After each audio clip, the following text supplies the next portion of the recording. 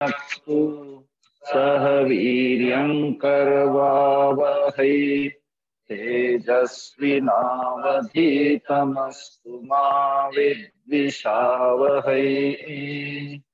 ओम शांति शांति शांति।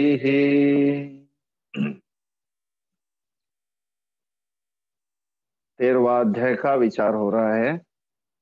क्षेत्र क्षेत्रज्ञ नाम।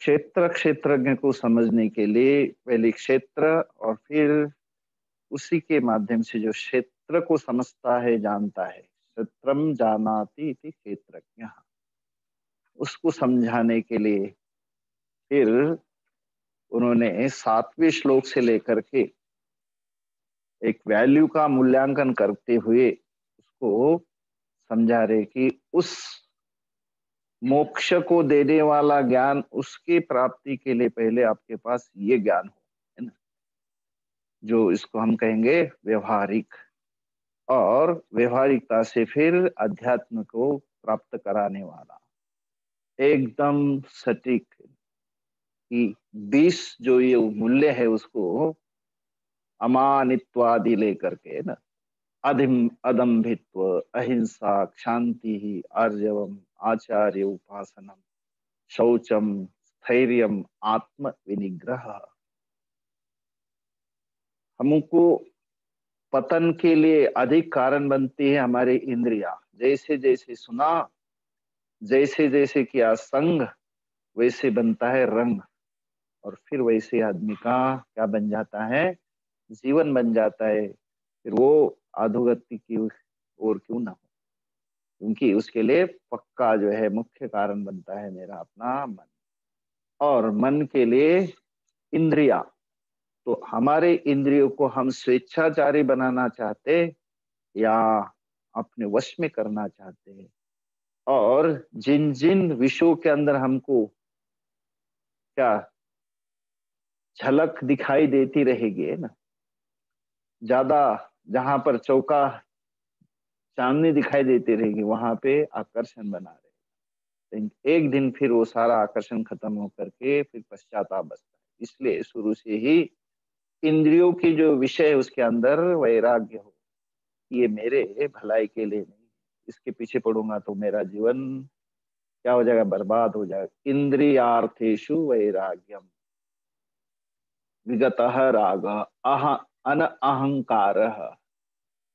किसी चीज को लेकर के अहंकार होना एक स्वाभाविक होता है, लेकिन अगर मैं उससे बच जाता हूं अपने आप को कि ये सारी चीजें एक दिन आई है और एक दिन चली जाएगी, इसका कोई भी मेरे जीवन में कोई ठहराव नहीं जाता, आया आराम गया आराम, इसलिए इसके प्रति अहंकार करना आवश्यक नहीं है। तो जो भी चीजें मुझे मिलती है, जैसे कोई ऑफिसर अपने ऑफिस में जाता है, उसको सारी चीजें उपलब्ध होती है, लेकिन वो सारी चीजें केवल मात्र उसके काम के लिए है ना, उसको वो अपने घर नहीं ले जा सकता। अगर उसमें से कोई भी चीज घर ले जाता है तो वो क्या माना जाएगा, चोर माना जाएगा। इसलिए मुझे इस संसार में भगवान की कृपा से सारी चीजें प्राप्त हुई, लेकिन वो मुझ मेरी नहीं है, यहाँ है, यहीं रहेगी, और मैं जैसे आया था वैसा ही जाऊंगा। लेकिन उनको मैं कितना उपयोग में, सदुपयोग में लेता हूँ, ये आपका विवेक है। उनको लेकर के अहंकार न करे, है ना, अन अहंकार। और जितनी सारी मैं जीवन में देखता हूं कि इस संसार में मैं आता हूं तो जन्म लेता हूं, इस संसार से जाता हूं तो मेरा फिर मैं एक प्रकार से मृत्यु हो जाती, मतलब इस शरीर पाया था और एक दिन खो देता हूं।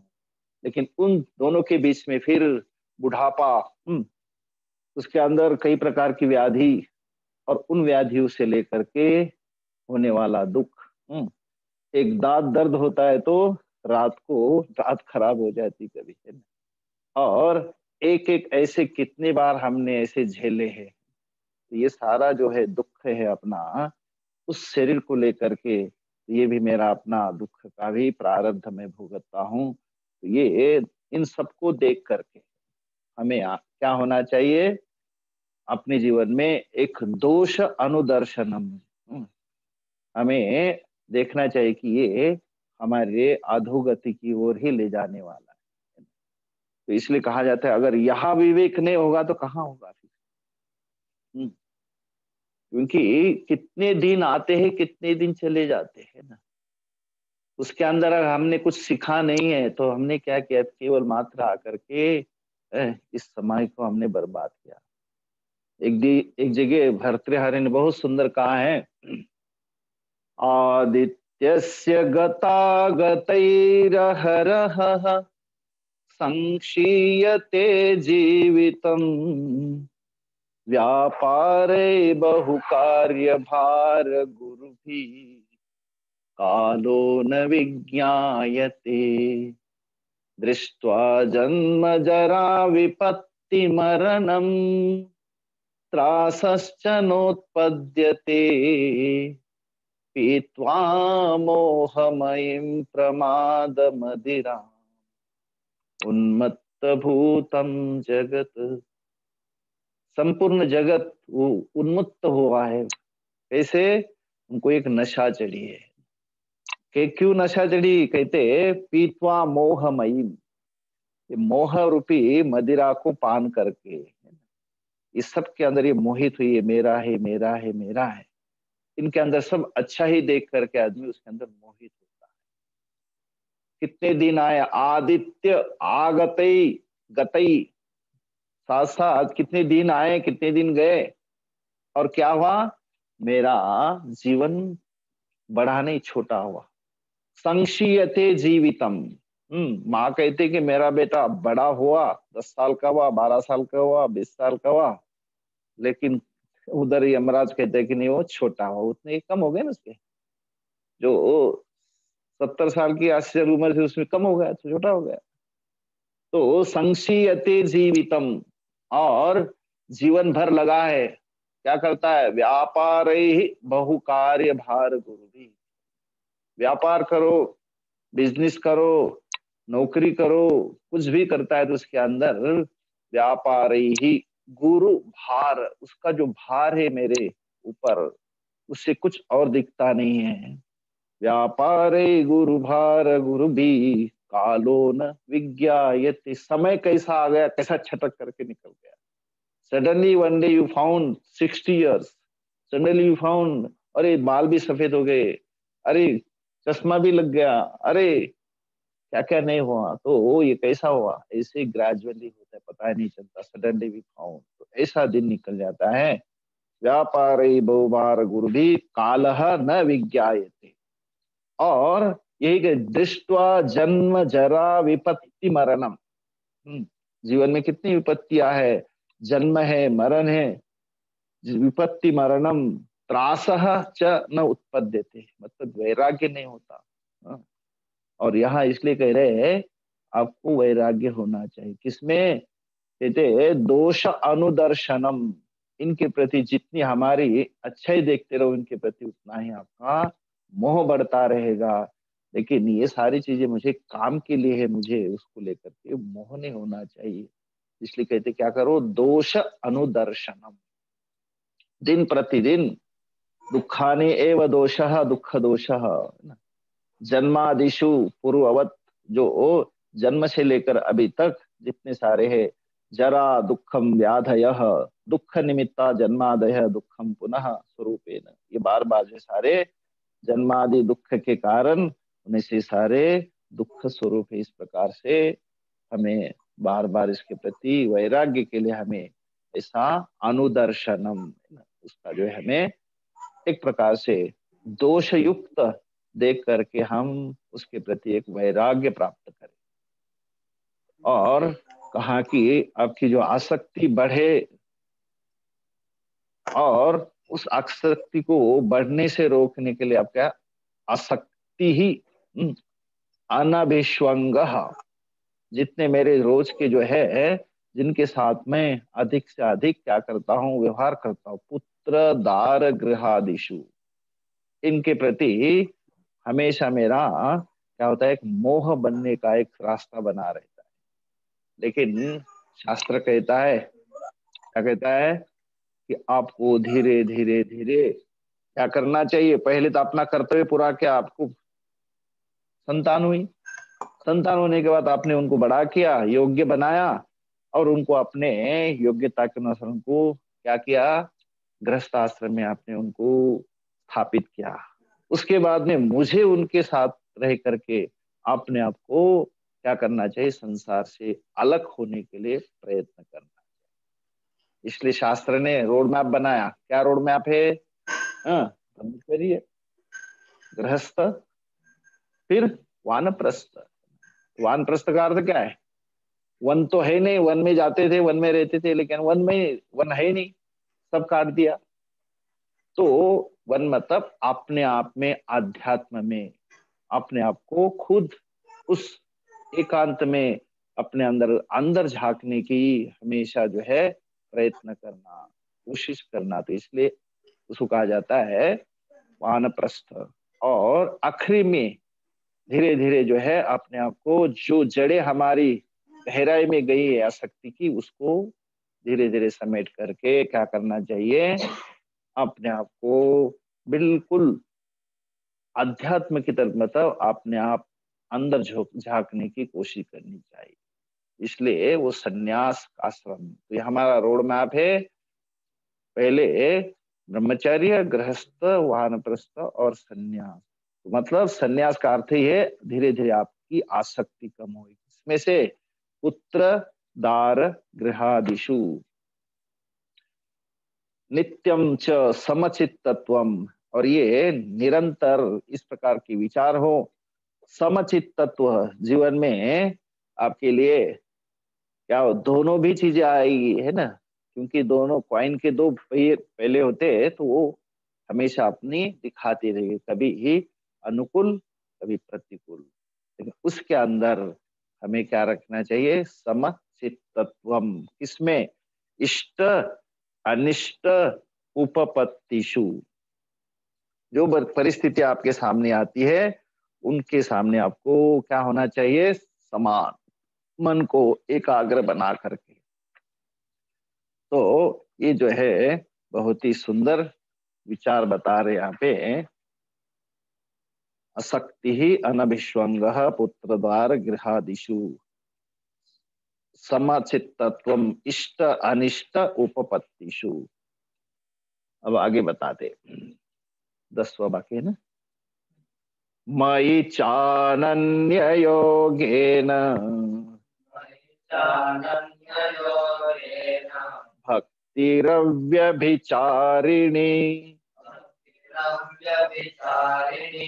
विविक्त देश सेवित्वम् अरतिर्जन संसदि।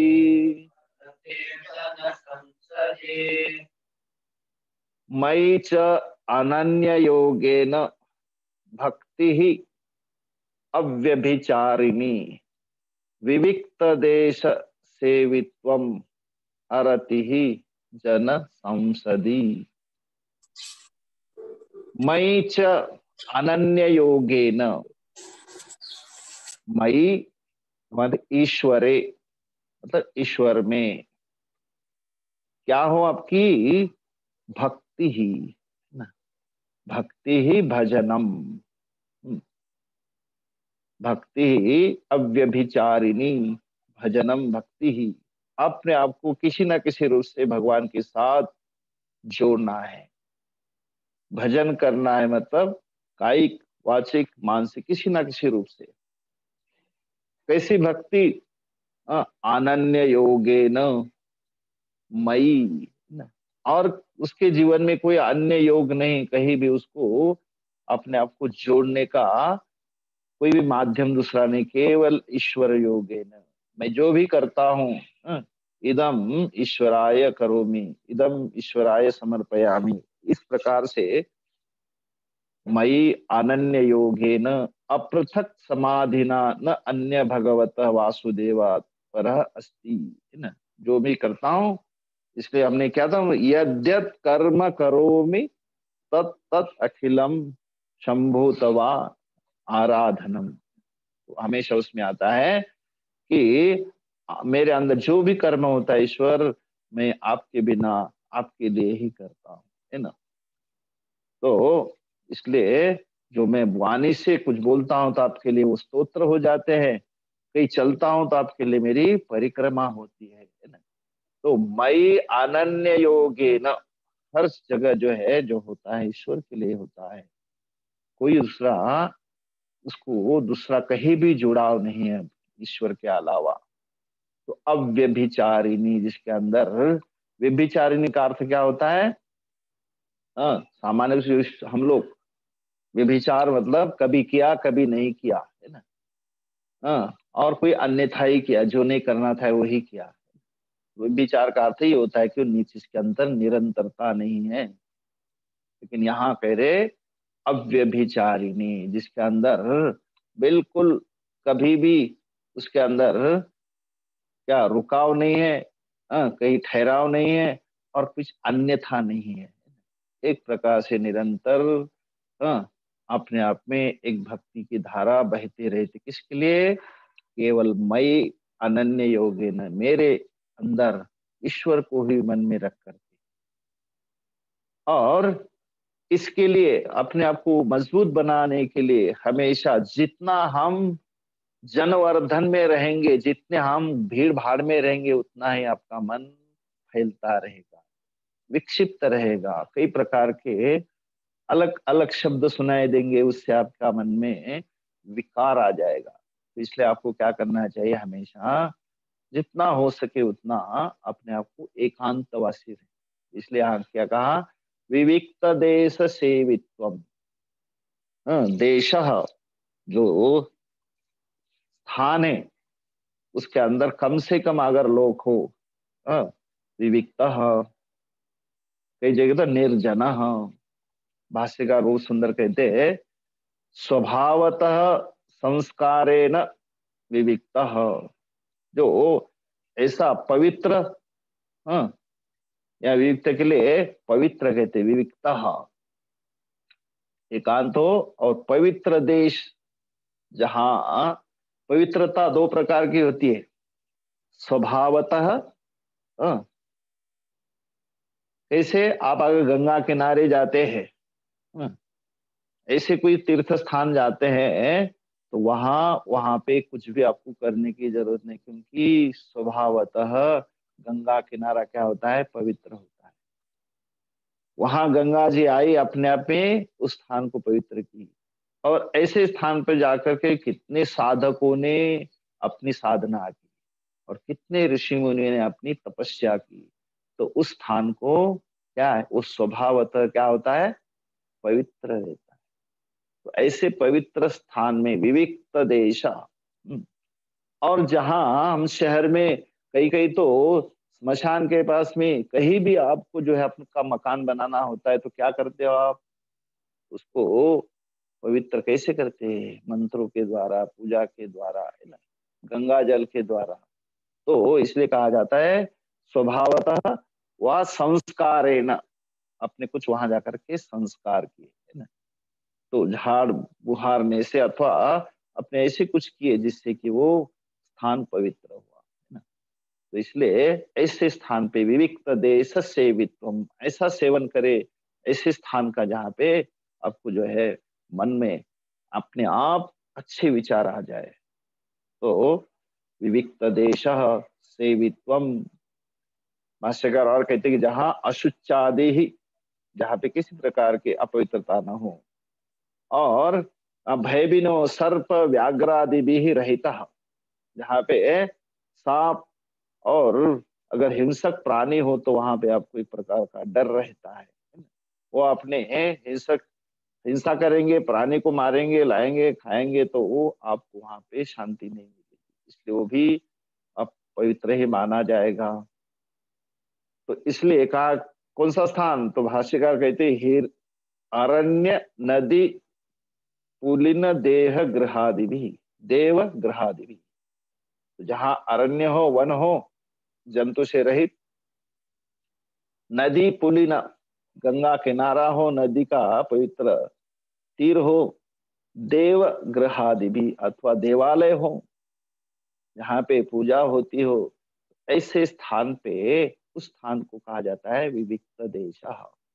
और उसका अपने को सेवितुम शीलम यस्य, जो हमेशा ऐसे स्थान का सेवन करना चाहता है, मतलब ऐसे स्थान में रह करके अपना क्या करता है, अपनी साधना करता है। तो विविक्त देश सेवित्वम, वहां रहने का उसका अपना अभ्यास। और अरति ही जन संसदी, जन संसदी का अर्थ होता है जहाँ पे जनानाम प्राकृतानाम संस्कार शून्यानाम संसद, जहाँ पे क्या हो, भीड़ हो। हम्म, जन संसदी, संसद इसलिए कहा जाता है जहाँ पे बहुत लोग इकट्ठा होते हैं। तो ऐसे भीड़ भाड़ में जहाँ जनवर्धन हो, वहां पे क्या हो आपकी, वहां पे अरमनम, अरति मतलब जहाँ पे रमन, रमान न करे अपने आप को। जिसको भीड़ भाड़ में मजा आता है, फिर उसको एकांत में कभी भी रहने की इच्छा नहीं होती, क्योंकि बोर हो जा रहे यहाँ कुछ नहीं है। क्योंकि जो हमेशा ऐसे शोर शराबा जिसके अंदर है, वहां रहने, इसलिए अरति ही जहाँ पे बिल्कुल अरमनम, वहां उनको बिल्कुल अच्छा नहीं था, जहाँ जन संसदी अधिक लोग हैं, जहाँ भीड़ भाड़ है वहां। और ऐसे लोगों में भी जहाँ मानो लोग हैं, अच्छे लोग हैं, जहाँ पे आपको किसी प्रकार से किसी प्रकार का विक्षेप न होता हो, उनसे हमें कुछ अच्छी चीजें सीखने को मिलती हो। जैसे कुंभ मेला जाए, किसी सत्संग में जाए, तो वहां तो अच्छी ही बातें होंगी। तो संस्कार से सहित अगर लोग होते हैं तो वहां तो कोई बात नहीं, लेकिन ऐसे भीड़ में कभी न जाए। संस्कार शून्यानाम अविनीतानाम संसद, जहाँ पे बिल्कुल संस्कार नहीं है, ऐसे प्राकृत लोग हैं जिनको बोलने का, व्यवहार करने का कोई किसी प्रकार का ढंग नहीं है, ऐसे लोगों के बीच में तो बिल्कुल ही नहीं जाना चाहिए। अरति ही जन संसदी, तो न संस्कारवता विनितानाम संसद तस्य ज्ञान उपकारकत्वात्।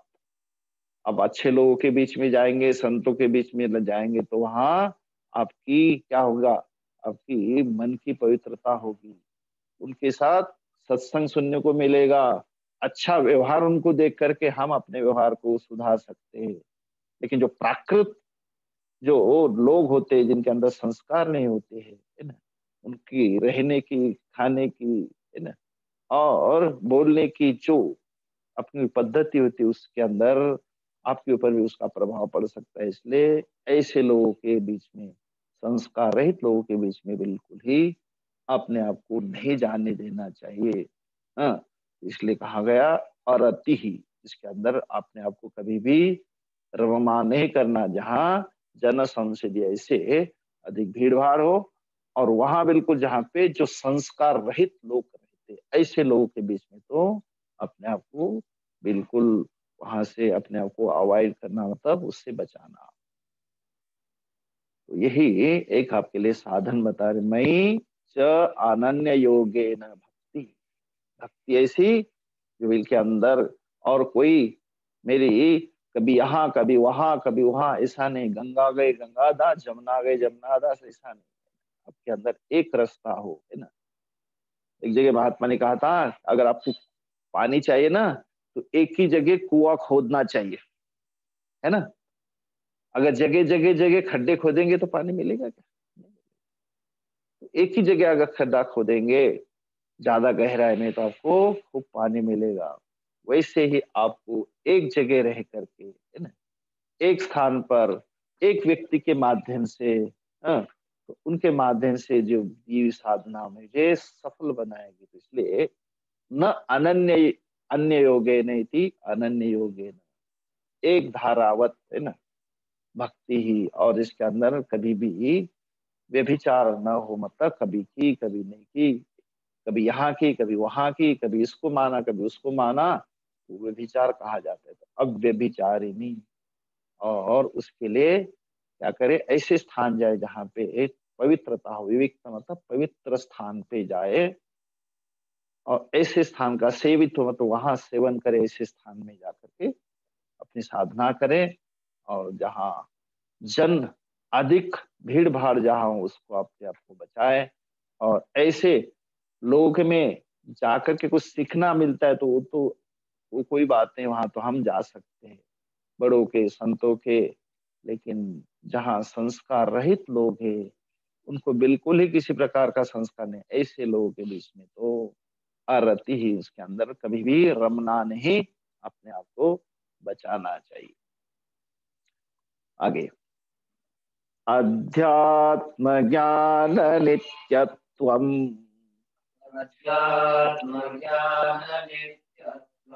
तत्व ज्ञानार्थ दर्शनम एतत् ज्ञानमिति प्रोक्तम अज्ञानम यदतोऽन्यथा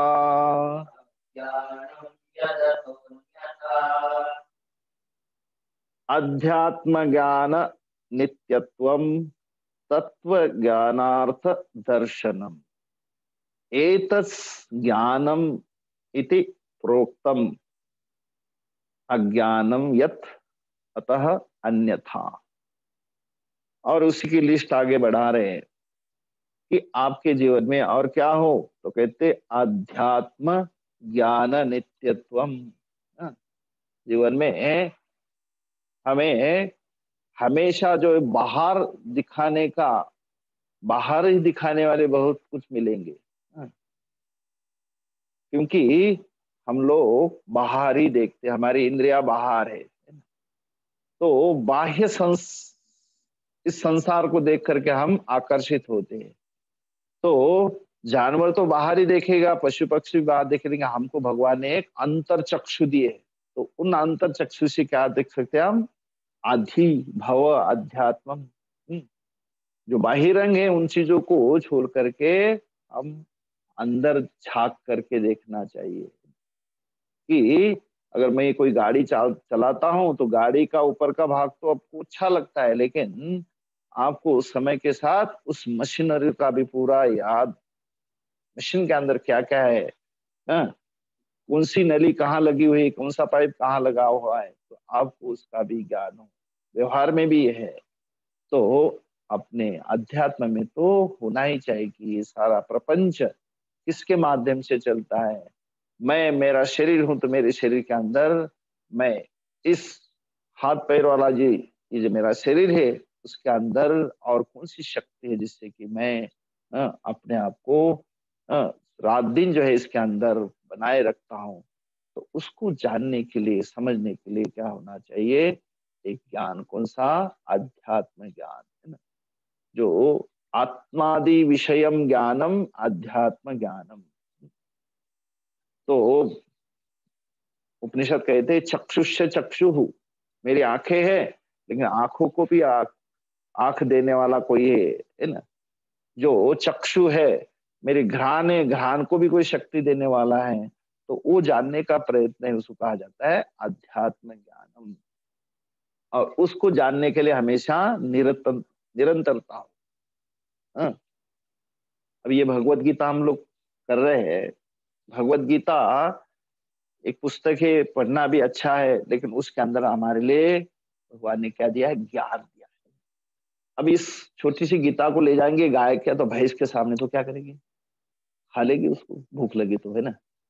अब उनके अंदर हमारे अंदर क्या है, हम केवल इसको कागज नहीं देखते, उसके अंदर शब्द है, और शब्द के अंदर कुछ श्लोक है, श्लोक के अंदर कोई अर्थ है, जो कि मेरे जीवन के साथ उसका बहुत सुंदर एक क्या, एक अर्थ जुड़ा हुआ है। तो वो जो विवेकवान है उसी को वो समझ सकता है।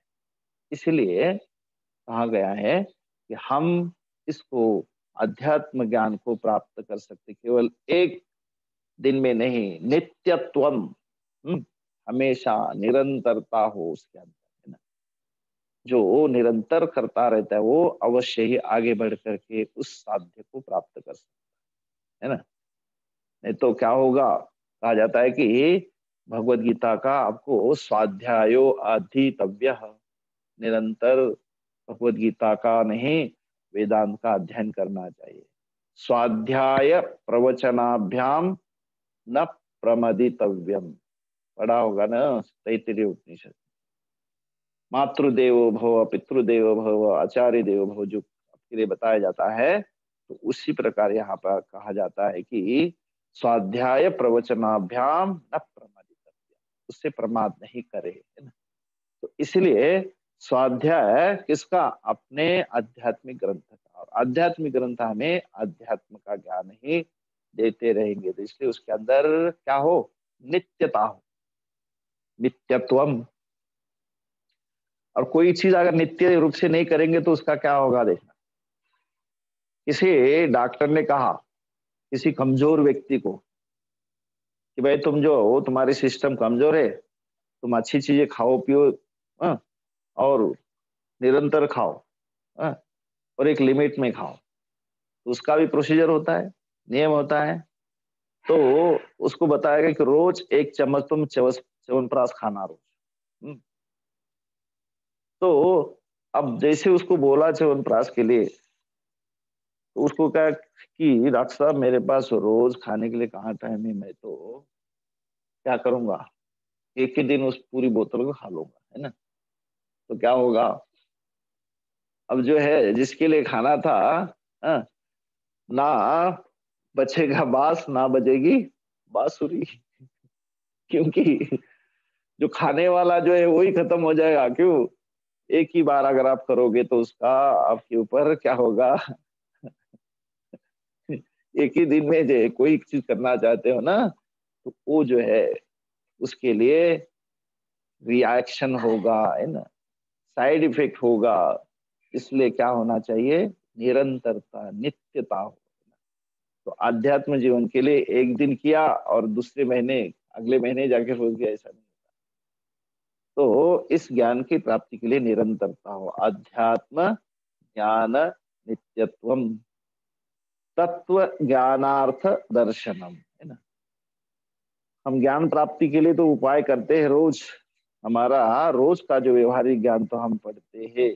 हमें डिग्री प्राप्त करना है, उसके लिए ज्ञान प्राप्त करना है, कौन सा, हमारा रोज का जो है, हाँ, बच्चों को पढ़ करके अपनी अपनी डिग्री प्राप्त करनी होती, तो वो भी ज्ञान है, लेकिन वो व्यवहारिक ज्ञान है। लेकिन तत्व ज्ञानार्थ दर्शनम, जो तत्व जो ज्ञान है उसकी प्राप्ति के लिए तत्व ज्ञान फल आलोचने तत्साधना अनुष्ठाने प्रवृत्ति ही स्यात्। तत्व ज्ञान के फल की विचार करके उसमें आपका हमेशा उस साधना में क्या होना चाहिए, अपनी प्रवृत्ति होनी चाहिए, एक रुचि होनी चाहिए, तभी जाकर के आप तत्व ज्ञान को प्राप्त कर सकते हैं ना। तत्व ज्ञानार्थ दर्शनम, उसके अंदर सतत निरंतर आपका प्रयास बना रहे। जो तत्व का ज्ञान है और तत्व ज्ञान का फल है कि मेरी आध्यात्मिक शांति, तो उसका हमेशा हम लोग अनुसरण करें। तत्व ज्ञानार्थ दर्शनम, तो आध्यात्म ज्ञान नित्यत्वम, तत्व ज्ञान जो आत्म ज्ञान है उस ज्ञान के लिए हमेशा निरंतर प्रयत्न करते रहना। दर्शनम, तो ये सारा का सारा क्या है भाई, ये तत् ज्ञानम इति प्रोक्तम, ये सब का सब जो है क्या है, एक प्रकार से ज्ञान ही है। भले ही आपको कहा गया कि एकांत का वास करो, भक्ति एक रस बना के रखो ईश्वर के प्रति, तो ये सारी चीजें बनाई हैं किसके लिए, आपका अंतकरण योग्य हो और आपकी, है ना, जो योग्यता आपको हासिल हो, तब जाकर के आप ज्ञान के, हाँ, योग्य बनोगे। इसलिए ये भी, ये मूल्य भी एक प्रकार की क्या है, एतस् ज्ञानम प्रोक्तम, ये ज्ञान ही आपके लिए कहा गया है, उसके नियम है, वो साधन है, वो अपने अपनी ज्ञान ही है। अगर वो ज्ञान के लिए और ज्ञान नहीं मानेंगे तो क्या होगा फिर, तत् अतः अन्यथा अज्ञानम, है ना। क्या कहा था? अमानित्वम, है ना, छोड़ दो, मानित्वम, दंभित्वम। ये सारा का सारा जो क्या होगा फिर, वो तो अज्ञान है। लेकिन उसको हटा करके जीवन में आप क्या करो, उसको उसको एकदम, जो मानित्व है उसको अमानित्वम, ये जो है मेरे अंदर उस संस्कार नहीं आनी चाहिए। हाँ, घमंड नहीं आनी चाहिए। इसलिए कहा गया अदम्भित्वम। आचार्य उपासनम, जीवन में अगर मैं आचार्य की उपासना नहीं कर पाऊंगा, है ना, तो मैं खुद ही अपने आप को आचार्य मानूंगा, है ना। और आचार्य तो की आचार्य कैसे बनते हैं, उनका जीवन शैली कैसी होती है, कैसे रहते हैं, है ना। इंगितेन चष्टितेन वा, है ना। तो वो तो अपने निर्देश देते हुए आपको समझाएंगे। तो उनके साथ रहते रहते हमें कई प्रकार का क्या होता है, ज्ञान प्राप्त होता है ना। तो इसलिए उनके साथ रहना बहुत आवश्यक है। नहीं तो होता क्या है, अगर हम छोटे छोटे बच्चों के बीच में रहेंगे ना, तो हम कभी भी अपने आप को छुटाने में, हम तो बड़ा है क्योंकि इससे बड़े, वो गांव में होते हैं ना, बहुत सारी बछड़े होते हैं, और वो लंगड़ी गाय वो जा नहीं सकती तो उनके बीच में रहती है। तो लंगड़ी गाय बोले, अरे मैं तो इस देश सबसे श्रेष्ठ हूँ, हाँ, क्योंकि मैं बड़ी हूँ। तो इस प्रकार से अपने को बड़े के साथ भी रह करके सीखना चाहिए। नहीं तो हम हमेशा अपने आप को बड़े मानने लगते हैं। इसलिए आचार्य की उपासना करना बहुत जीवन में आवश्यक है, ताकि अहंकार न आ जाए, है ना। ये सारे के सारे जो है मूल्य दिए है आपको, ये क्या है, एक प्रकार का ज्ञान ही। तो इसलिए कहा एतत् ज्ञानम इति प्रोक्तम। अगर ये ज्ञान नहीं है तो फिर अज्ञानम। उसको अगर उल्टा करेंगे, अमानित्व को अ को छोड़ देंगे तो मानित्व आ जाएगा, अदम्भित्व छोड़ेंगे दम्भत्व आ जाएगा, है ना। तो आचार्य उपासना खुद की उपासना करवाने लग जाएंगे, है ना। इस प्रकार से अज्ञानम अतः अन्यथा, अन्यथा ये तो सारा का सारा जो है अज्ञान ही बढ़ेगा आपका। इसलिए आपको ये सब जो है बहुत आवश्यक है। तो अध्यात्म ज्ञान नित्यत्व, जो ज्ञान प्राप्त करने आध्यात्म, उसके लिए नित्यता चाहिए, निरंतरता चाहिए। तत्व ज्ञानार्थ दर्शनम, जो तत्व ज्ञान है उसको निरंतर आपका प्रयत्न हमेशा बना रहना चाहिए। और एतत् ज्ञानम प्रोक्तम, ये आपके लिए ज्ञान के उपाय होने के बावजूद भी इसको ज्ञान ही कहा गया, साधना होने के बावजूद भी इसको साध्य कहा गया। तो इसलिए एतत् ज्ञानम, क्योंकि बहुत नजदीक है ज्ञान को प्राप्त करने के ये माध्यम। अतः अन्यथा अज्ञानम, अगर ये नहीं है तो फिर हमारा जीवन अज्ञान की तरह तो हम व्यतीत कर ही रहे। इसलिए आपको इसका हमेशा प्रयत्न करते रहना चाहिए। ठीक है, तो कितने किए थे हम लोगों ने? दो ही हुए। हाँ, तो साथ में बोलते हैं 10वां 11वां। मयि चानन्ययोगेन भक्तिरव्यभिचारिणी विविक्तदेशसेवित्वम् अरतिर्जन संसदि अध्यात्मज्ञाननित्यत्वम् तत्त्वज्ञानार्थदर्शनम् एतज्ज्ञानमिति प्रोक्तम् अज्ञानं यदतोऽन्यथा। ॐ पूर्णमदः पूर्णमिदं पूर्णात् पूर्णमुदच्यते पूर्णस्य पूर्णमादाय पूर्णमेवावशिष्यते। ॐ शान्ति शान्ति शान्तिः। हरिः ॐ। श्री गुरुभ्यो नमः। हरिः ॐ। दूसरा अध्याय।